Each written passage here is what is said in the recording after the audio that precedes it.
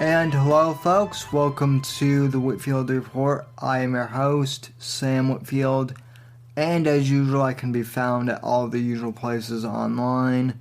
Twitter at somebody_NGC, hashtag WA podcast or Whitfield Report podcast. You can find my website at thesamwhitfield.com. Follow me on Medium, Facebook, Instagram, all that lovely jazz.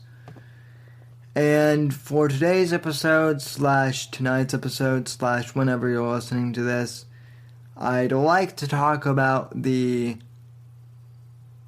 Antifa anti-Trump protests, in air quotes, that took place over Easter weekend, because I have some thoughts about that. And then, in addition to talking about the anti-Trump protests that happened in Berkeley and Austin, Texas, across the country, I'd also like to talk with you a bit about citizen journalism and, honestly, conservative activism, because those are two topics that I've been talking about a lot on not only this podcast, but also in groups that I'm involved in on Facebook. And so I'd like to kind of take this opportunity on this podcast to kind of give my whole approach to activism and citizen journalism and give some thoughts about where we're headed. And forgive me, but I'm recording this episode kind of on a whim, and I really didn't have any outline or show notes beforehand, so I'm just kind of going to ad lib and record this podcast as I go, so bear with me. Hopefully I'll make sense somewhat. But I guess I should start off. For those of you who don't know, there were two big protests over the Easter weekend on Saturday. Anti-Trump rallies. The biggest one, I believe, was in Berkeley, California. Go figure. Berkeley's a left-wing crap hole. We all know that. And apparently these Antifa jerks, or Antifags, as my friend James Alsop likes to call them, they were saying that they want Trump's tax records again, which, honestly, I mean, I know they're stupid. You know, they're funded by George Soros. I get that they're under his mind control. But honestly, dummies, even when Rachel Maddow at MSNBC looks at Trump's tax returns and says that they're legit, and yet you guys are still complaining, maybe it's time to get a new hobby or something like that. Okay? Just maybe. But then again, these are Antifa freaks, Antifags, whatever you want to call them, so they're stupid. And by the way, full disclaimer for some of the European audience members listening to this on tape, right? When I mean fag, I don't mean that they're literally gay. I mean it in the derogatory term, just like Louis C.K. explained. They're fags because they're being faggy. But anyway,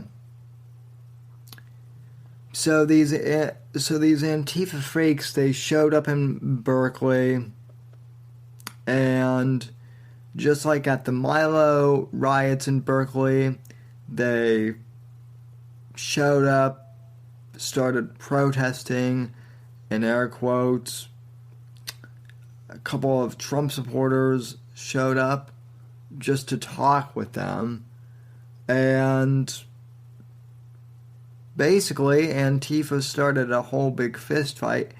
And say what you will about the Trump movement. I don't necessarily agree with everyone on the Trump team. But by and large, the one thing I don't like, the one thing I like, or one of the things I like about this new conservative movement that's kind of spawned out of the Trump movement is you have a lot of conservatives who, in the past, would back down from fights and just kind of run away and cower in fear. And now with this new generation of conservatives, you don't ever see Trump supporters or conservatives actively starting fights. But when these Antifa people and these Antifa freaks attack us, I see conservatives actually defending themselves now. And yes, some of these tussles do get violent, but we have people who are filming these events, and so you can clearly see in a lot of these videos that have been released over the weekend that the Trump people are just kind of standing there doing their thing, and the Antifa people are the ones punching people and whatnot. Now, there's one other thing I want to get into about these riots before I get into my main topic, which is citizen journalism and activism. And I promise I won't take up too much time with this, but it is worth mentioning. So, Mike Cernovich, who is a citizen journalist,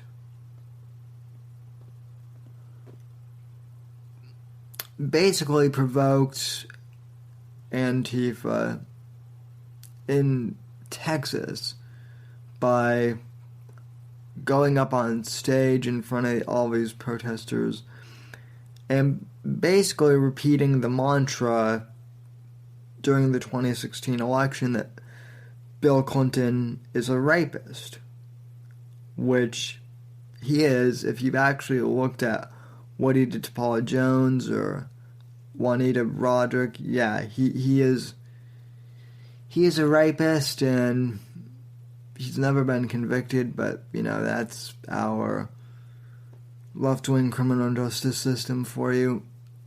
Point being, these left-wingers started to attack him. I believe some of them were Antifa, but not all of them. He got shoved, he got beat up somewhat, and there were some conservatives on Twitter who, granted, don't like Mike in the first place, but they were saying that Mike brought this on himself by provoking them, and that basically he was at fault for getting himself into this mess. And there are a couple of ways that I like to look at this situation.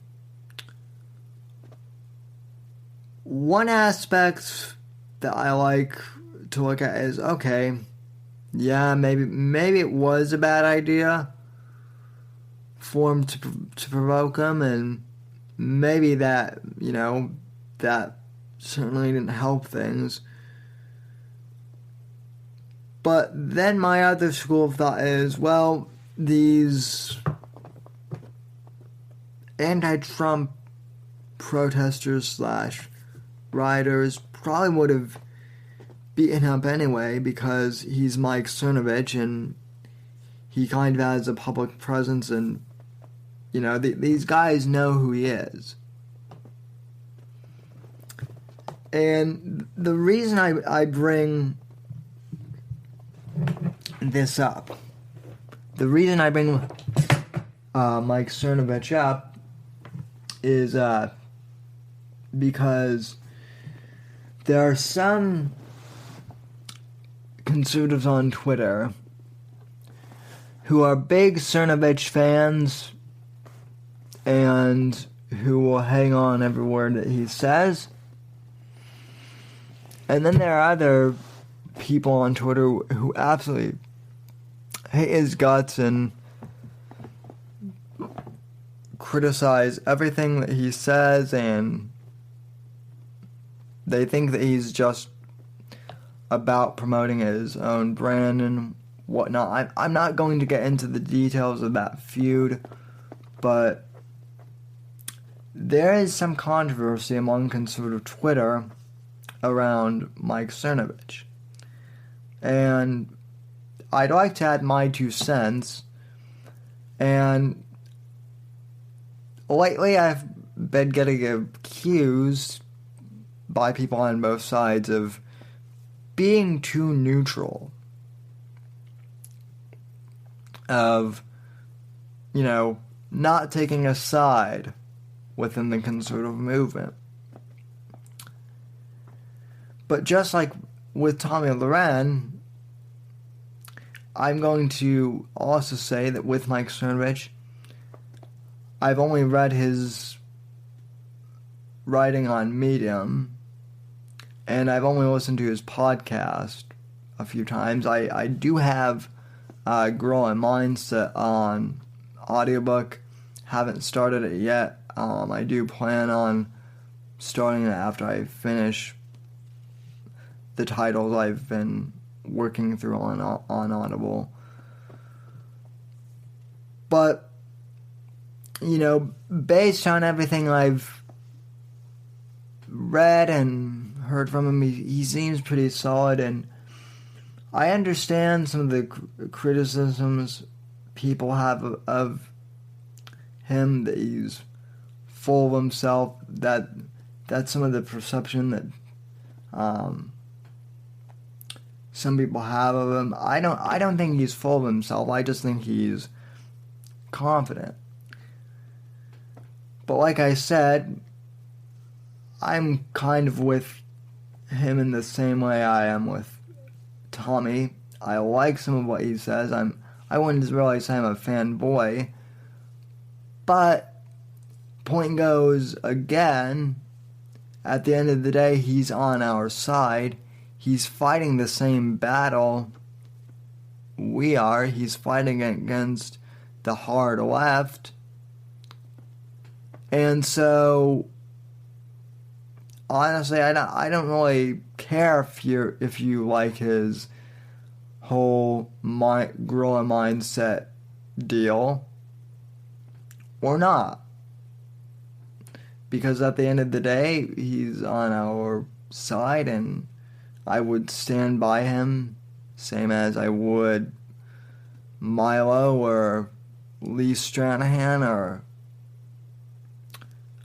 you know, Wayne Dupree or any of those guys. And the reason I bring up Lee Stranahan is I know that he and Mike have had some disagreements. I actually do know Lee a little bit via Twitter. He was actually one of my earliest followers, and I like Lee. But even Lee has said that, you know, all this infighting within conservatism is kind of stupid, that we need to band together to fight the left. And so, you know, people have asked me my opinion on the whole Cernovich thing, and, you know, my response to that basically is, you know, I'm glad that Cernovich was out there, you know, in Austin standing up to the anti-Trump crowd and calling them out for what they were and exposing them. Do I maybe agree with everything that he's done? No, I don't really disagree with it either. But, he, like I said, he's on our side, and I'm not going to be a sore loser and, say that, just because he doesn't play, in the same style that I do, he should be banished. That's not the way this movement should work. And for those of you who, think that we can kind of divide, look at what happened, during the election when we were all united behind Trump, when we all had a common goal to stop Hillary. We won an election that was stacked against us by all the experts. And that's a pretty damn amazing thing. So, for those who think that Antifa is going to be impossible to beat, or the hardcore left-wing media is, we're already winning that battle, folks. We just need to continue to stand together, side by side, and fight in each other's corner. It's as simple as that. Now, on to activism and citizen journalism. I've been in a couple of Facebook groups over the past couple weeks, one in particular which I will not name. If you're part of this group and you're listening to it, you know what I'm talking about. But if you're not, well, sucks for you. But lately, a couple of us have been talking about mobilizing more conservative activists and getting out there and getting it on the ground to, continue to promote Trump's America First agenda. And there have been a couple questions that I've received and that have kind of been discussed openly. One of which I want to cover with you here tonight because I think I can answer some questions, or at least give some perspective on this topic. So, one of the general kind of ideas with conservative activism and activism in general is that on the ground, activism in person is kind of the best activism, and that's better as opposed to online kind of keyboard warrior stuff. And I understand where this perspective comes from, and by all means, I certainly do think that, having an in-person presence on the ground is very much effective and is a crucial part of getting your cause out there and making your voice heard. No doubt about it. However, I've had a couple people ask me, and ask kind of openly in these forums, or whatever you want to call them, well, what if I'm in a position where I can't really go out onto the streets and, physically join a rally? What then? And this is something I myself have been pondering for like a few weeks now, and something I've been reflecting on, and this is the part that many of you will want to listen to. Because I have some unique perspective on the topic of being an activist without physically being at rallies. And what I mean by that is this. A few months ago, I wrote an article in which I basically described how I've been wheelchair bound my entire life. Pretty much since birth. And as difficult as certain parts of being disabled have been, I've also gained a new kind of a different and unique perspective on the world, right? I talked about in my article, which is up on Medium and up on my personal blog, I talked about how because I wasn't able to run around as a teenager and, get drunk and get in trouble and just kind of float around it endlessly like all my other peers did in high school. Yeah, I kind of had to sit back and watch all of that from afar. I had a unique perspective, and I started to look at the world, and I started to pay attention to politics and current events really seriously, and eventually I ended up starting a podcast, which is what this is, and it's given me a whole new appreciation and perspective on really what the country and what the world is going through. The reason I bring that up is I've figured out pretty quickly, and this is really the essence of my message. If you don't hear anything else I say in this podcast, please hear this. Just because you might not be physically able to attend a rally or go out there on the streets and march doesn't mean you can't be active in something, okay? Just because you might not be able to physically be out there doesn't mean that you don't have an excuse to not participate in your government and in making your voice heard. And this doesn't just apply to me as a disabled person.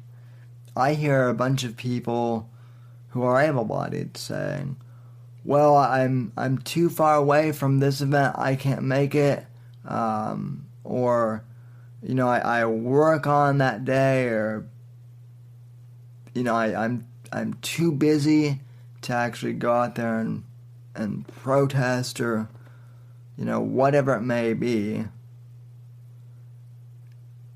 that they have to deal with. And that's fine. People are busy, people have their own stuff, whatever it may be. I certainly understand the fact that you might not be able to actually go out there and go door to door, organize an event in person. But like I said, that's no excuse not to participate. So take me, for example, right? If going to an anti-Trump rally as a conservative who is wheelchair bound might not be the best idea for me to do personally. Why? Because despite the fact that I'm in an electric wheelchair and could probably run some of these Antifa people over if I wanted to, that still doesn't mean that I would be necessarily safe.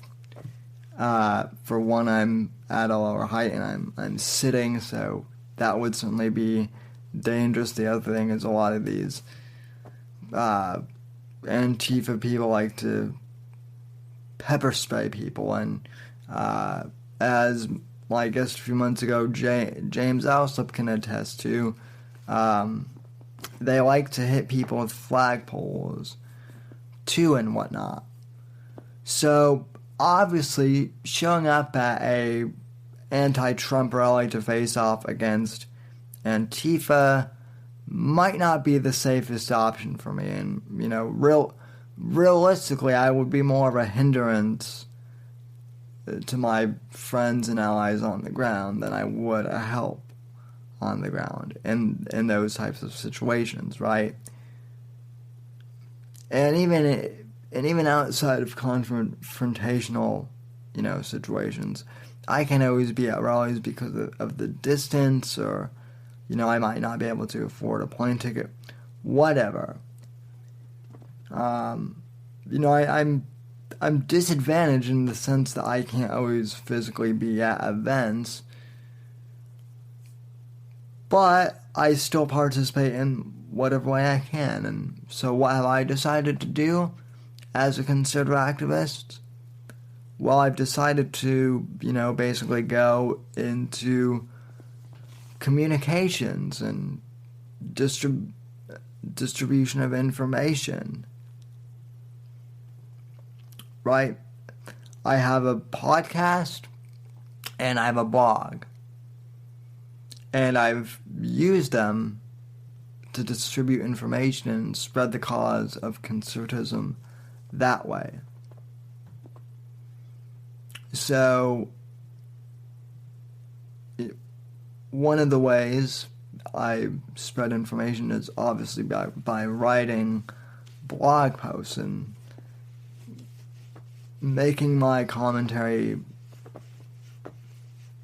be visualized in print, and then on the podcast end, I make my voice be heard on the internet by this podcast. And again, sorry if I'm rambling a little bit. I don't have a script in front of me, but long story short, I'm making my voice heard, and that's important. But what's also important is for my friends who do go to these events and who do have first-hand accounts, one of the things I can do to help them in the field or afterwards is to maybe have them on my show to interview them to get information so that they can spread their information to my audience, who will then share with their friends, who will then share with their friends and family, and it will just kind of go on. And so information distribution at the end of the day is really where I've chosen to set up shop, and that in and of itself is a form of activism. And then also, you can call the White House, you can call Congress.